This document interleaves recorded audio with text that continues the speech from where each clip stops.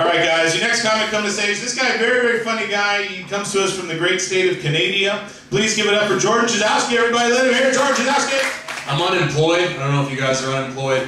I'm not going to blame the economy. Even if the economy was better, I don't think I'm getting a job. I have no references. My mom's my only reference. And it's really depressing because I get jobs at like Orange Julius or Hollister, and I get interviewed by like 16-year-old hotshots who are already managers, and I have to prove myself to them. That's so demeaning as a 24-year-old, having to answer their questions. They're like, "Thank you for coming in, George Chyzowski.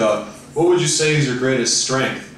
"Well, I don't have a bedtime, Henry, so how about you just give me the goddamn job? Do we really have to do this?" I just want to be respected, man. I did jiu-jitsu for like 6 months. That was the dumbest thing I've ever done. Don't do a martial art for 6 months. It's like knowing a little bit of French. It's useless. If I got into a fight, I'd be like, "Oh yeah, you think you're tough? You think you're tough? Well, how about you lay on your back, open your legs, and I come into your guard and we see what the hell happens." Eventually I'm going to pass to your side. But I'm glad that I stopped doing jiu-jitsu because I didn't want those cauliflower ears. Those look ridiculous. They look so stupid. I said that one time at a show and this guy's like, "Hey, what the hell did you say to me?" I'm like, "Is he mad or can he not hear me right now?" On account of his seized-up ears. I said, "Your ears look silly." "Okay, speak up next time. I don't pick up much of them." But I don't care though. I've seen them fight on TV. I'm not afraid. Come at me. Put me in your hardest thing, your rear naked chokehold, your leg lock, your arm bar. You're not going to hold me down. I'll get out of it. It's easy. I'm just going to tap out. How simple is that? "I've got you now." "No, you don't." "Take a hike, asshole." You've been doing jiu-jitsu for 15 years. I got fingers and no pride. Take a lap. You're out every single time. It's called being a huge pussy. It's my martial art. I was working out with my friend Brittany, and I was doing chin-ups, and I went first, and I did like 5 chin-ups. I probably could have done more, but other people have to use the bar at some point. So, I mean, it's a public gym. But anyways, so I finished doing my chin-ups, and then Brittany does her chin-ups, and she does 1 after my 5, and she does her 1, and she's upset. She's like, "I'm so weak. I'm so out of shape. I only did 1 chin-up." And I looked at her, I'm like, "Brittany, you're in good shape. 1 chin-up, that's good for a girl, right?" All of a sudden, this super jacked woman came walking up. You know when people are so jacked, it looks like rigor mortis has already kicked in? Like their arms are that tight, and she has this vein pulsating in her forehead. She's like, "Did he just say that's pretty good for a girl?" Brittany's like, "Yeah." She's like, "That's bullshit." And then she did some like tricep pull downs, but she stared at me the whole time. She did those tricep pull downs. First off, lady, you're welcome for the motivation. I'm sure I helped you with that set. Second of all, that's not sexist. Men are naturally stronger than women. We have 40% more muscle mass. I'm not God. I didn't design it that way. What am I supposed to do? Not even acknowledge the difference in genders? Is Brittany supposed to step back and be like, "I'm so weak.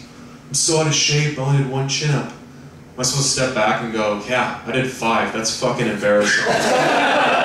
Do you want to work out together or not?" Go to the lat pull down, collect yourself, either come back ready or change. This is embarrassing. No, there's differences in genders, and you have to admit it.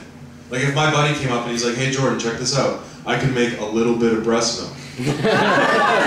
I'd be like, "Screw that, Todd. That's great breast milk making ability for a guy." And I would say that confidently.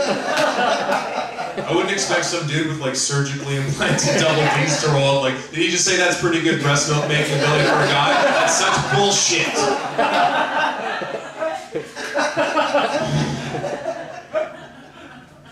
There's just some things we're good at and there's some things we're not good at, right? Like I would never enter a thin eyebrow contest. Because I know where I stand on that scale, and it's somewhere along Eastern European. Okay? I know going in. I don't get crazy. I kind of like it. It keeps sweat out of my eyes. I'm 24 years old. I haven't had to wear a headband once. If I've got water down here, guess what? I'm crying. can walk through a waterfall and not even blink.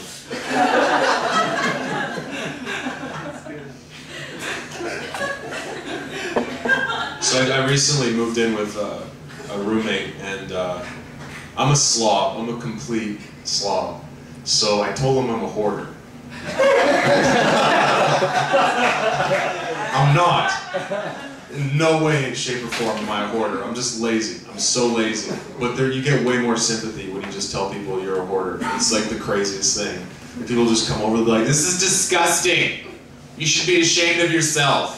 I'm a hoarder. We're gonna clean this up. Don't be embarrassed. I have no attachment to my garbage whatsoever. But I'd still like to get on that show, because then you get your house cleaned for free. You just have to pretend like you care for the garbage. Like, no, not my pizza boxes. Please don't take those. You also missed a moldy rug in the kitchen. Thanks a lot, guys, for your time. Thank you for recording me and busting out your stand. That was pretty kick-ass. George Chyzowski, everybody, let him hear it. Funny stuff. All right, guys, we're just going to keep showing moving right along. Next time we go see...